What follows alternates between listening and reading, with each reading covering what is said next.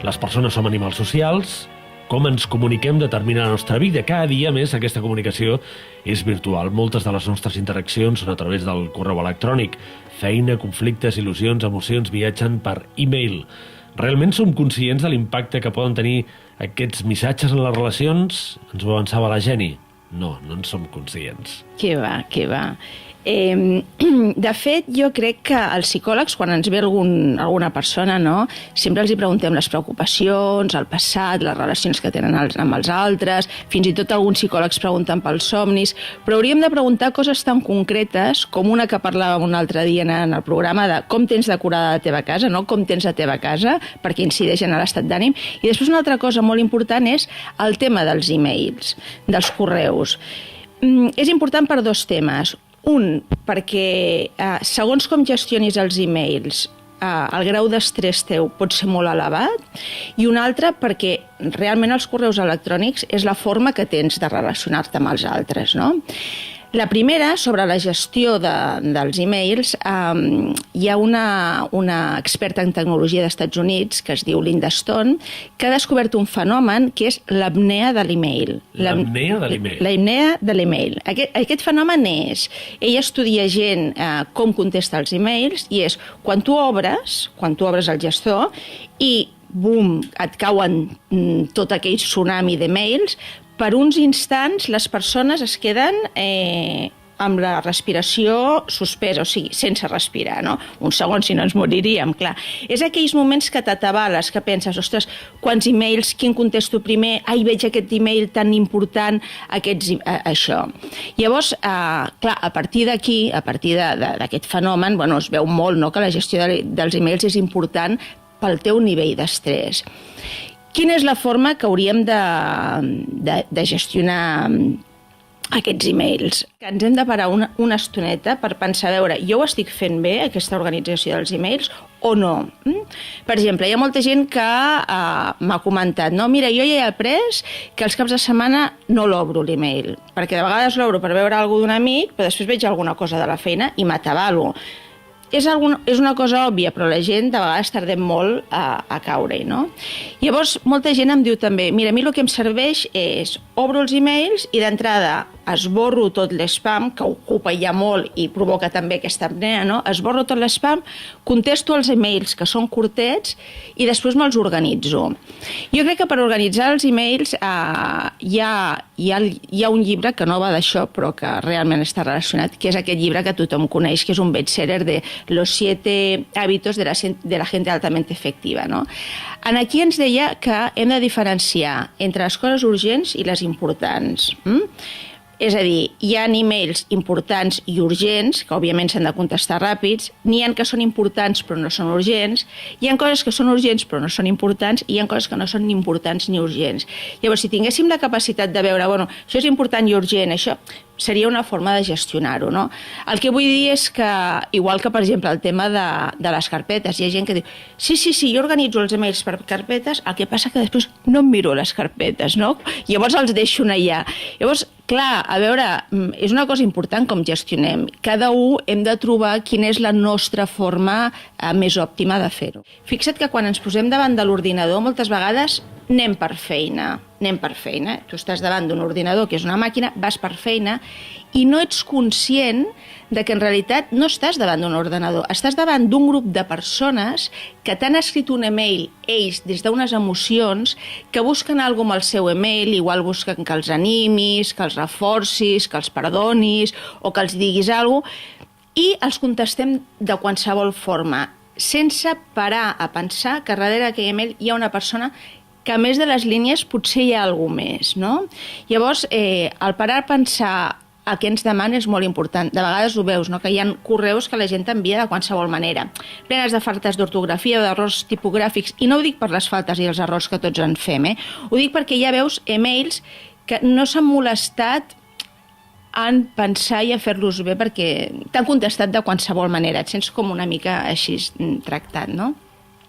I després aquest tema de comptar fins a 10 és molt important, perquè si escrivim els emails enfadats, bueno, aquella gent típica, no?, que està enfadada i escriu un email i a més em copia 4.000 persones. Allò són bombes, autèntiques bombes. I la gent ho fa amb un acte d'impulsivitat. A veure, és que això, i a més allò queda permanent escrit en allà, és una cosa tangible. Llavors, escriure un email quan estàs molt enfadat, quan estàs molt trist, fins i tot quan estàs molt eufòric, no es pot fer. Si tu tens ganes d'escriure un email bomba d'aquests, vale, tu l'escrius, el deixes i l'endemà, si encara se t'aguanta, l'envies. Jo no dic que han de ser tot flors i violes, però que no sigui el moment. I després una altra cosa és com reaccionem. Clar, tu llegeixes un email i potser llegeixes l'email i dius, però aquest tio què m'està dient? Que m'està preguntant si arribaré tard a la reunió, però per què m'ho està preguntant? M'ho està preguntant perquè l'últim dia vaig arribar tard? Bueno, i tu mateix et vas fent la pel·lícula i al final aquell tio dius, però aquest tio serà idiota. Llavors el contestes de qualsevol manera. I el pobre xaval igual t'ha fet aquell comentari sense cap tipus de cosa. El que vull dir és que això és igual que amb la comunicació de tu a tu.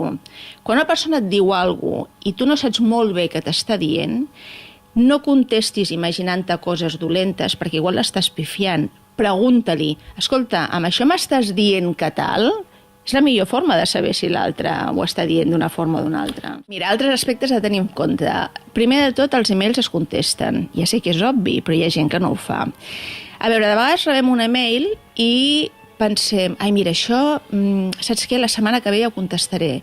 Però avui en dia, el tema dels correus, si ja passen 3 o 4 dies sense que la persona et contesti, ja ens comencem a posar nerviosos. És així, és un mitjà que s'ha convertit com ràpid, no?